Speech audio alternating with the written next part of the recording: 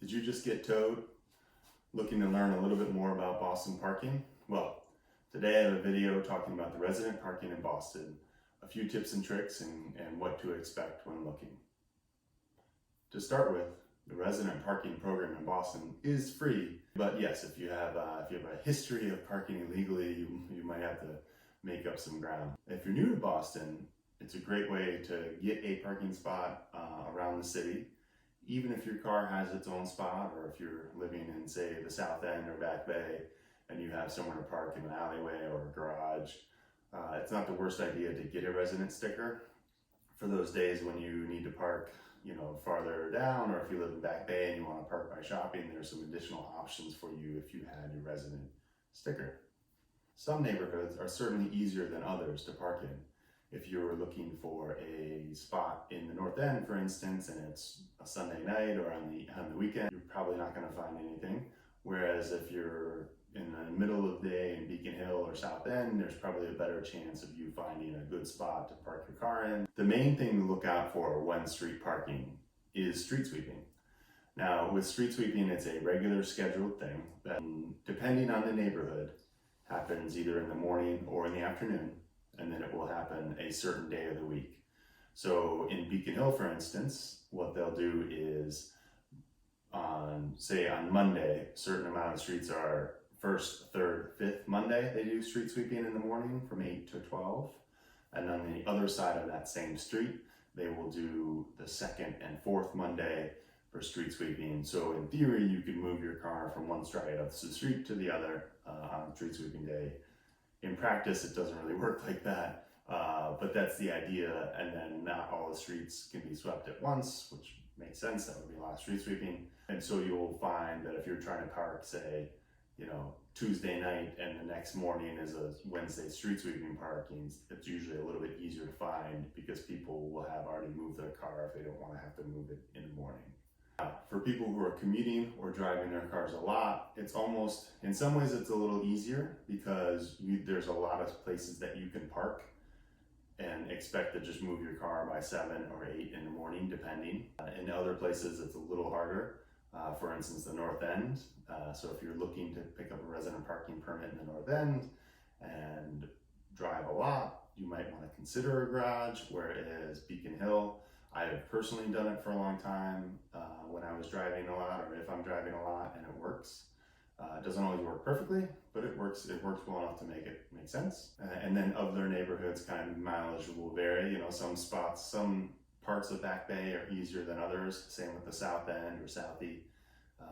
Either one of those. Seaport and Midtown are completely different, and they'll technically have some resident parking.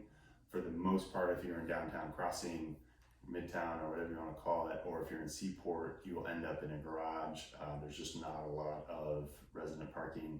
And for downtown Crossing specifically, there actually isn't resident parking there, although that is a smaller subset of residential buildings, so you'll probably need to understand that better when you're looking for parking there. The other thing to keep a lookout for is construction. So each construction sign is a little different. So the street sweeping starts at 8, so you just need to move your car by 8 o'clock. Usually there's a little leeway. If it's 8:05, a lot of times you're not going to get a ticket. It's 8:15, you're pushing it, and if it's a bad day, by 8:30 you've already been towed. Other days I've gone out there and forgotten, and it's been 9 o'clock and I haven't gotten towed yet, or something like that. So it does happen, but you just kind of want to know that if you're in a street sweeping spot, you should move your car by 8 and to not get a ticket. Construction typically starts at 7 instead of 8. And while they sometimes can be more lenient, they also sometimes are way less lenient. So at 7, they got the tow truck lined up and ready to go. The last thing to keep an eye out for is moving signs. Moving signs, similar to construction, start at 7, but they typically run from 7 to 5. There are some construction and moving things which will be 24 hours. Usually that's for if they are renting a pod or if they're doing a dumpster. So they will be a little bit longer. and you just have to keep an eye and read the sign for that. I can throw up some moving signs and construction signs so you can kind of see what they look like. As you pull up, you'll be able to just see the information on the sign and be able to read kind of what it says and what the time and the date is. For moving, there's two sides. Basically, the person who has the moving permits and needs to use those spots for their moving truck or cars, and the people who are parked there and either didn't see the sign or haven't moved their car yet. Basically, it is on the person with the permit to call and get those cars towed. Some people feel bad about doing this, other people don't. It's fine, it's kind of what the permit's for. I would say if you feel bad about it, just make sure that you have posted the signs well in advance.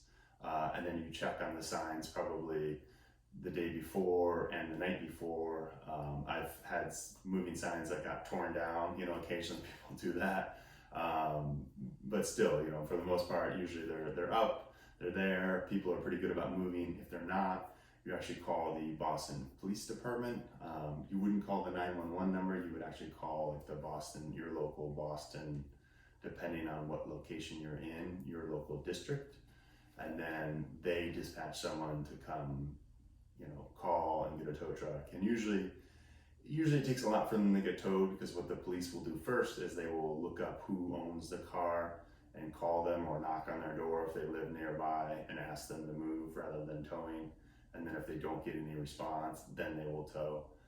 So I would say if you are planning to move in and you want to start moving at 7, you probably need to kind of get there early to start checking on that. And then if you're, when you have vacated the spots, it's usually better to kind of block them off if you're still in the process of moving, like if you're doing more than one trip, because people will park there otherwise. Usually it's just like an Amazon or an Uber that'll park there for a minute and then go away, but you don't want to lose those spots if you have a permit for them. And especially if it gets around like later in the afternoon, 3-4 o'clock, people assume that if it's 5 o'clock that it ends, that they're probably done moving. So that's something to keep in mind as well. One of the last things to keep in mind about parking is for snow emergencies. The main streets will actually have an emergency ban on snowing. So if Boston calls for a snow emergency, you need to make sure that you are not parked on one of the streets like Beacon Street or Tremont or some of the other ones. And if you are, you end up getting towed. But basically they do that so that they can run the plows through there and keep the streets really clear. The good news is when that does happen, there's often cheap or reduced parking at some of the local garages. For instance, in Beacon Hill and Back Bay, because there's so many of the streets are considered main thoroughfares, what they'll actually do is the Boston Convention Center, which owns the garage under the Common, usually reduces their rates there during snowstorms, so you can get parking as cheap as $5-10 a day or something like that. So it's pretty inexpensive, and then you wouldn't have to shovel out your car for a few days, which is kind of nice. Spot savers are actually illegal in most parts of the city, which we get into when you see, Boston's quasi-famous for having the crazy spot savers.